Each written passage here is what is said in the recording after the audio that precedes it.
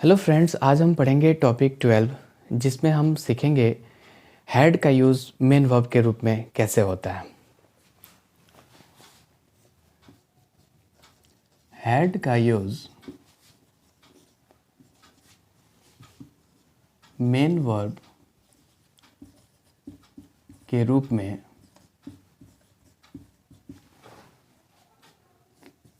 Past में होता है। प्रीवियस टॉपिक में हमने हैज़ हैव का यूज़ पढ़ा था मेन वर्ब के रूप में, जिसमें मैंने बताया था कि हैज़ हैव का यूज़ प्रेजेंट में होता है और इस टॉपिक में हम पढ़ रहे हैं हैड का यूज़। तो हैड का यूज़ पास्ट में होता है। हैड का यूज़ मेन वर्ब के रूप में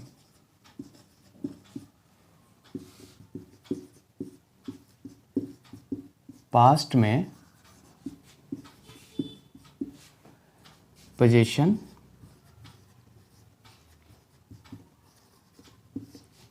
belonging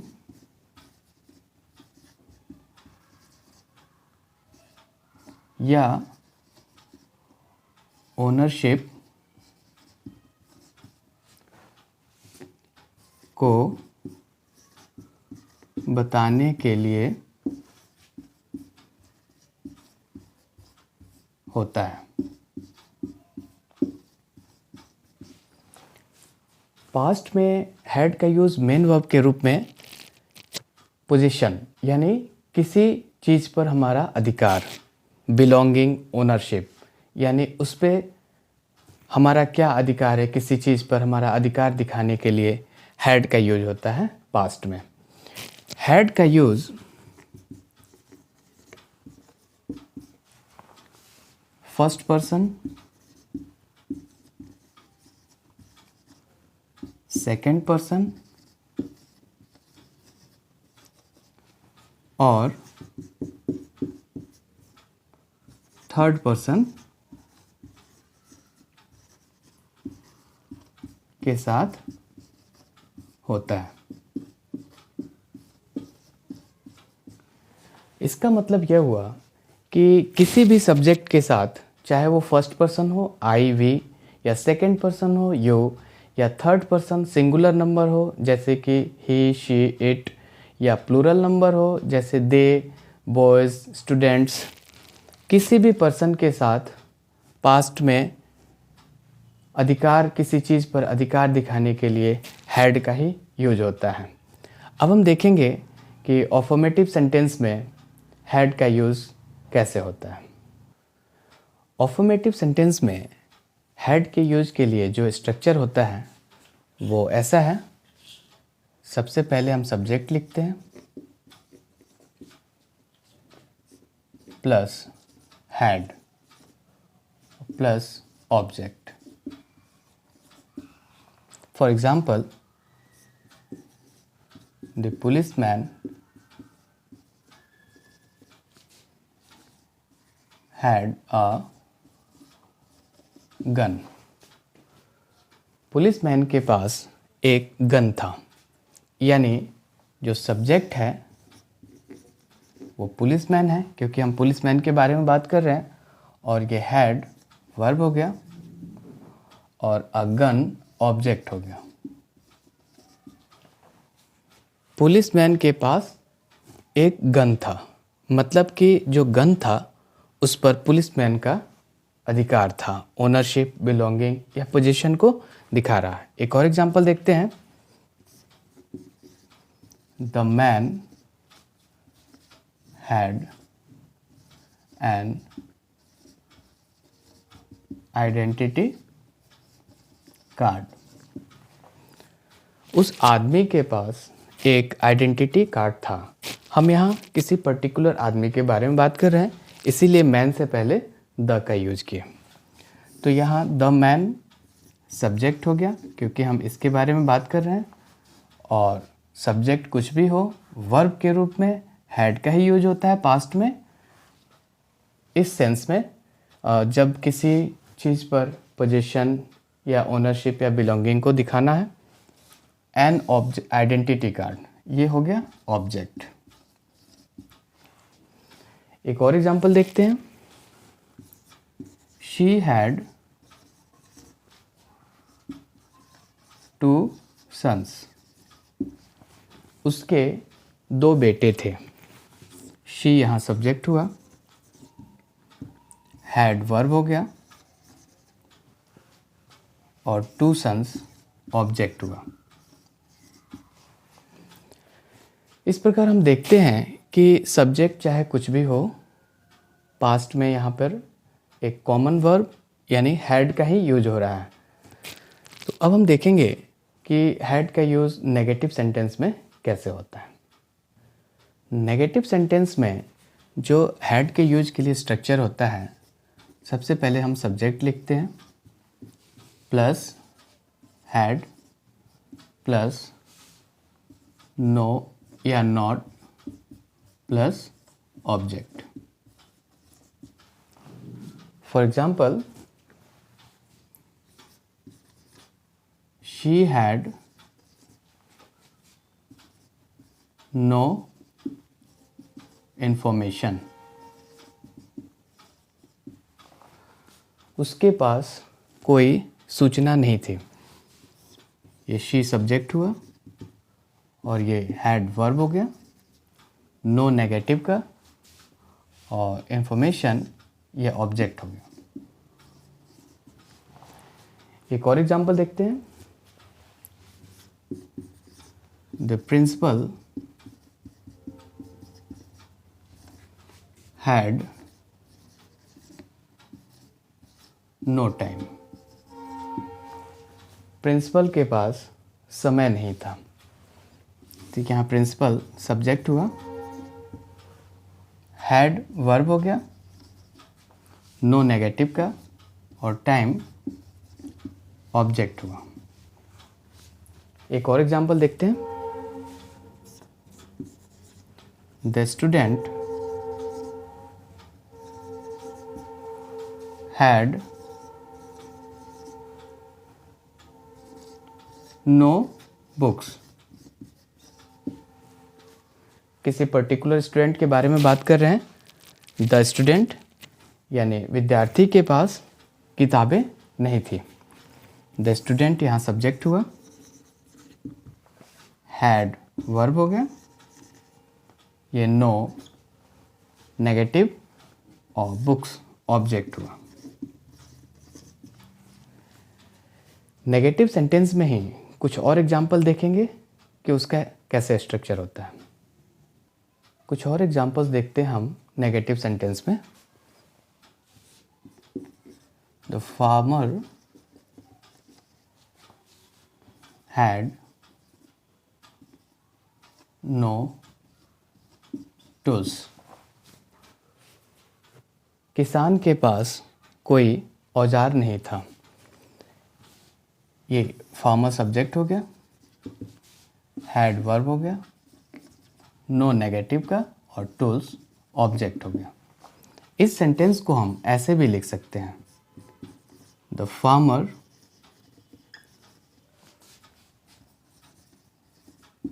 did not have any tools, यानी हमने हेल्पिंग वर्ब के रूप में डिड का यूज किया, और जब हेल्पिंग वर्ब के रूप में डिड का यूज किया तो मेन वर्ब के रूप में हैव का यूज होता है। ये मेन वर्ब है, ये हेल्पिंग वर्ब है, और द फार्मर सब्जेक्ट है, और नॉट नेगेटिव का एनी टूल्स ये ऑब्जेक्ट हो गया।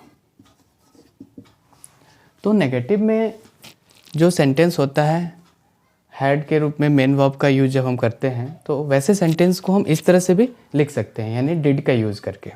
एक और एग्जांपल देखते हैं। The man had not a bag, किसी पर्टिकुलर आदमी के बारे में बात कर रहे हैं। द मैन, उस आदमी के पास बैग नहीं था, ये सब्जेक्ट हो गया,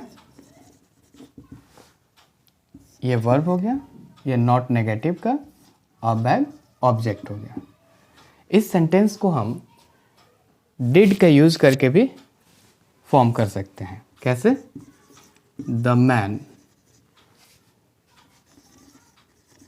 डिड नॉट हैव अ या any bag.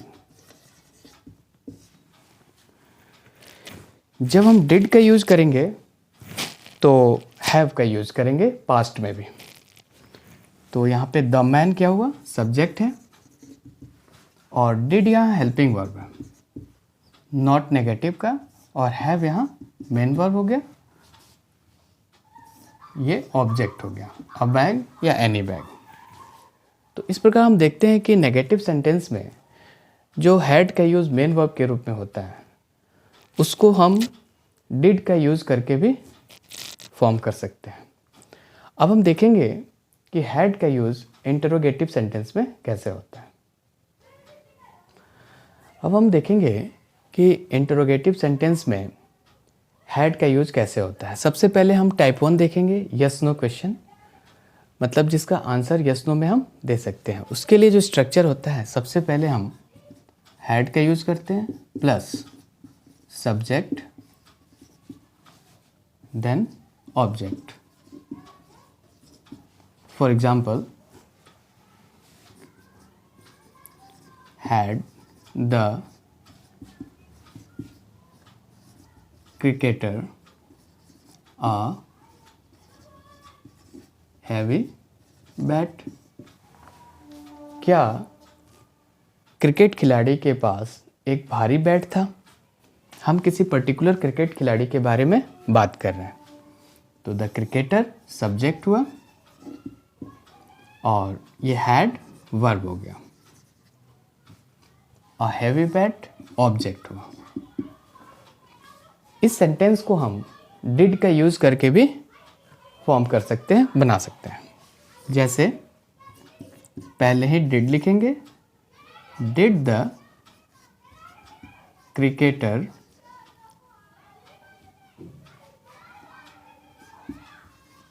Have a heavy bat. क्या उस क्रिकेटर के पास हैवी बैट था? तो इसमें हम सबसे पहले डिड का यूज कर सकते हैं। ये हेल्पिंग वर्ब हुआ, द क्रिकेटर ये सब्जेक्ट हो गया, और हैव यहाँ मेन वर्ब हो गया, और अ हैवी बैट ये ऑब्जेक्ट हुआ। एक चीज़ ध्यान रखेंगे कि जब भी हम डिड का यूज़ करेंगे तो हैड का यूज़ नहीं करेंगे, उसके साथ डिड के साथ हैव का ही यूज़ होगा इस सेंस में। एक और एग्जांपल देखते हैं। Had the old man a stick. क्या बूढ़े व्यक्ति के पास छड़ी थी? द ओल्ड मैन ये सब्जेक्ट हो गया, इसके साथ हैड वर्ब हो गया, अ स्टिक ऑब्जेक्ट हुआ। इस सेंटेंस को अगेन हम डिड का यूज करके लिख सकते हैं। Did the old man have a stick. क्या ओल्ड मैन के पास एक छड़ी था? ये ओल्ड मैन ये सब्जेक्ट हो गया, डिड यहाँ हेल्पिंग वर्ब हुआ, हैव मेन वर्ब हो गया, और अ स्टिक ऑब्जेक्ट हो गया। अब हम देखेंगे कि इंटरोगेटिव सेंटेंस में जो टाइप 2 होता है क्वेश्चन, यानी जिसका आंसर हम यस नो में नहीं दे पाते हैं, उसका स्ट्रक्चर कैसे होता है और उसमें हैड का यूज हम कैसे करते हैं। टाइप 2 में हैड के यूज के लिए जो स्ट्रक्चर होता है वो ऐसा है, सबसे पहले हम क्वेश्चन वर्ड लिखते हैं,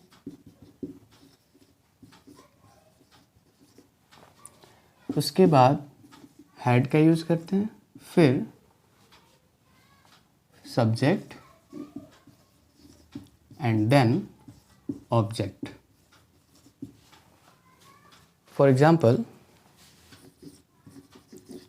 why had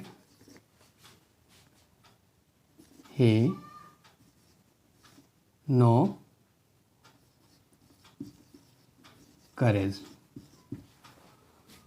उसके पास साहस क्यों नहीं था, उसके पास हिम्मत क्यों नहीं थी. तो वाई क्वेश्चन वर्ड हो गया, हैड यहाँ वर्ब हो गया, ही सब्जेक्ट हो गया, और इसमें नेगेटिव आ गया है तो नो, करेज ऑब्जेक्ट हो गया. एक और एग्जांपल देखते हैं. When had you time? आपके पास कब समय था. ये when क्वेश्चन वर्ड हो गया, हैड यहाँ वर्ब हो गया, यू सब्जेक्ट और टाइम ऑब्जेक्ट हो गया. इस सेंटेंस को हम ऐसे भी लिख सकते हैं डिड का यूज करके. When did you have time? आपके पास कब समय था. तो यहाँ क्वेश्चन वर्ड हो गया, यहाँ डिड हेल्पिंग वर्ब हुआ, यू सब्जेक्ट, और जब हम डिड का यूज़ करते हैं हेल्पिंग वर्ब के रूप में इस स्ट्रक्चर में तो हैव का यूज़ करते हैं मेन वर्ब के रूप में, और टाइम ऑब्जेक्ट हो गया. तो इस प्रकार हम देखते हैं कि हैड का यूज़ पास्ट में कैसे होता है और डिड का यूज इसमें हेल्पिंग वर्ब के रूप में कैसे होता है. नेक्स्ट टॉपिक में हम पढ़ेंगे विल हैव और शैल हैव का यूज़, यानी फ्यूचर में किसी चीज़ पर अधिकार बताने के लिए किस स्ट्रक्चर का यूज होता है उसके बारे में पढ़ेंगे. इस टॉपिक में बस इतना ही. Thank you.